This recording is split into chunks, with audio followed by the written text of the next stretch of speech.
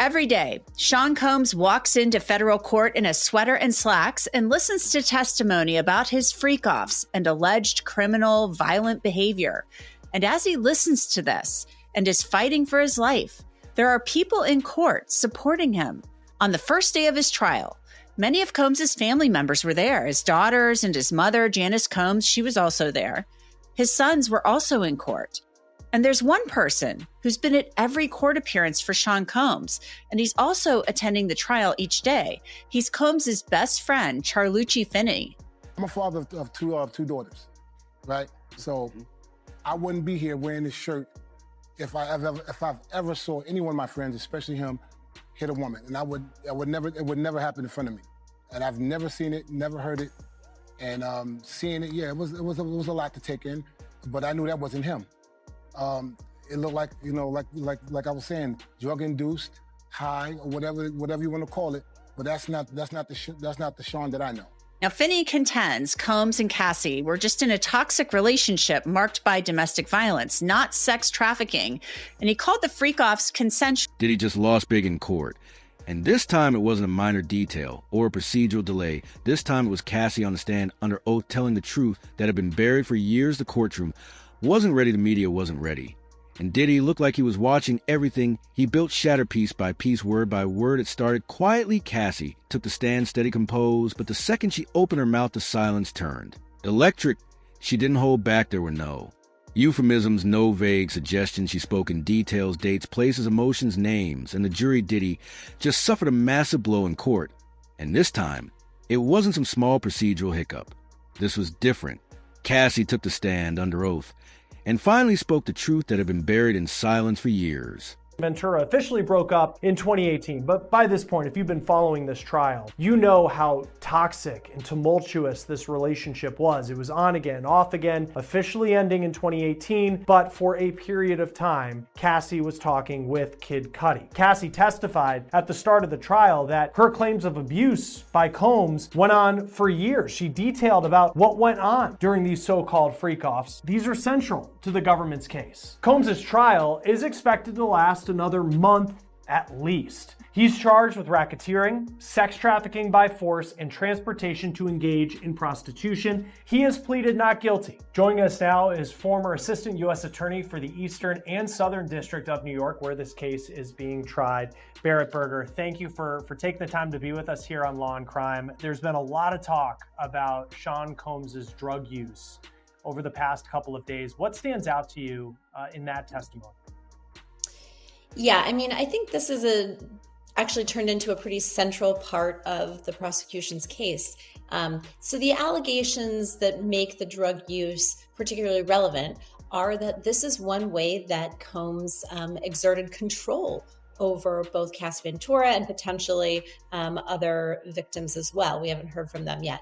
But part of the way that he was able to make Cassie compliant during these freak-offs, we learned this from her testimony, is through the use of drugs. So Cassie testified that for many of the freak-offs, she was high. She was given a number of different narcotics. We had other witnesses that came in and testified about seeing her, laying on a bed, appearing to be under the influence of some sort of drugs. So this was what we're seeing now is a pattern of Combs being able to, in some instances, control her through many different ways. But one of the central ways that we've heard testimony about is through these drugs. How do you feel the government's been able to say that Cassie was more forced to take these drugs, as opposed to she lived as a someone who is in kind of the spotlight? You live that mentality where there's drugs that's always around, showing that she was actually forced to take it as opposed to something that she just did willingly. They were locked and frozen like statues because they knew what they were hearing wasn't just testimony. It was confession. It was survival. It was history unraveling in real time. Cassie described the very beginning, how Diddy approached her, how it all felt like a dream. At first, the studios, the shows, the promises, how he offered her a life most people only imagine. But behind closed doors, it was never about music. It was never about love. It was about control, power, fear. She painted a picture that was Hard to hear the mood swings, the isolation, the constant need to ask for permission. She said Diddy dictated everything from what she wore to who she texted to when she could sleep, and then came the punishment, silent treatments, verbal abuse threats that weren't just words, they were locked in. The jury, the spectators, even reporters, frozen like statues. She wanted access to this lifestyle. She wanted access to his power, to the fame. And so she did these things voluntarily. I think what the prosecutors have to show is that there was not only this huge power dynamic between the two of them, right? He is this, multi-million-dollar music magnate, and she is an aspiring singer who really wants to be in that orbit. There's an age dynamic. She was very young when they first started dating, but also this, elements of violence and control. So I don't think that they have to show that every time she took drugs, it was involuntary. As long as they can show that, there were certain instances where she didn't want to, or that Combs was particularly insistent on this, or that this was something that he was really pushing. So they do have to connect this to this pattern of coercion and control, but they don't have to necessarily say that every time she took drugs, it was totally against her will. And, he of course, a larger than life figure, has endless amounts of money. So in some ways I could see someone saying it's not a surprise that he had just so many drugs in his home, as well as, some of the other, baby oil's been talked about at length in this case. But were you surprised by just how much it was talked about that apparently he was regularly using substances, that he himself was someone who partook in these drugs a lot, according to people who were around him? Yeah, I think it's surprising for many of us to hear about how pervasive that was, and how much of a factor in their lifestyle this was. But, one thing that's interesting to me is it really goes to this idea of what kind of a network he had around him. He was certainly not able to get all these drugs on his own. He had assistants and guards and people that worked with him that were able to help him procure drugs on a regular basis. This is going to help the prosecutors go to one of, I think, the biggest hurdles that they're going to have to prove here, is the idea that this was an enterprise. Remember, one of the things they've charged is a racketeering conspiracy. In order for this to be racketeering, there has to be an enterprise. It can't just be one person doing this on his own. It's a little tricky when you only have one person sitting there in the defendant's chair, right? He's the only person charged right now. Threats that had weight. And then she talked about the freak-offs. She said he had a name for them nights where she was drugged and made to entertain others. She testified that she didn't consent, that she didn't remember parts of it. She said Diddy kept recordings that he used them to control her, remind her, humiliate her. She described a particular incident in 2013 where she woke up in a hotel bathroom alone, bruised and terrified. She said Diddy acted like nothing happened. She tried to run in 2014.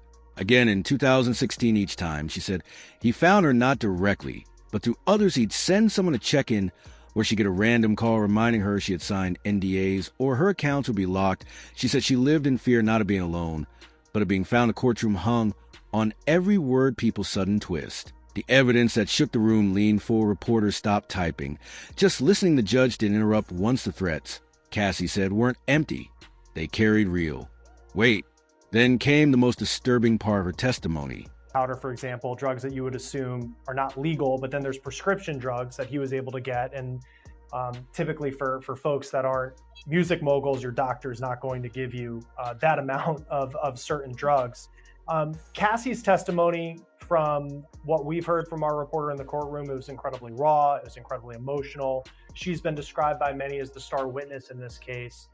What do you make of the decision to have her go? And I know she's 8.5 months pregnant, so her availability probably factors into this as well. But for her to go early in this case and kind of set the tone, as opposed to building up your case and then having her come in as somewhat of a grand finale at the end. Yeah, I think this was probably a decision that was part strategic and part practical. When you have a witness that is pregnant, could theoretically give birth any day, you want to make sure that you get them in before they become unavailable. Let's be honest, it also doesn't hurt their case to have a witness that is pregnant. You could tell that the defense, was a little bit more cautious with her. I think they treated her with a little bit more respect and probably went a little easier on her because of the fact that she's pregnant. It's not a great look to see defense counsel beating up on somebody who's 8.5 months pregnant. So there probably was some of just the practical, let's get this in before she becomes unavailable side to the decision.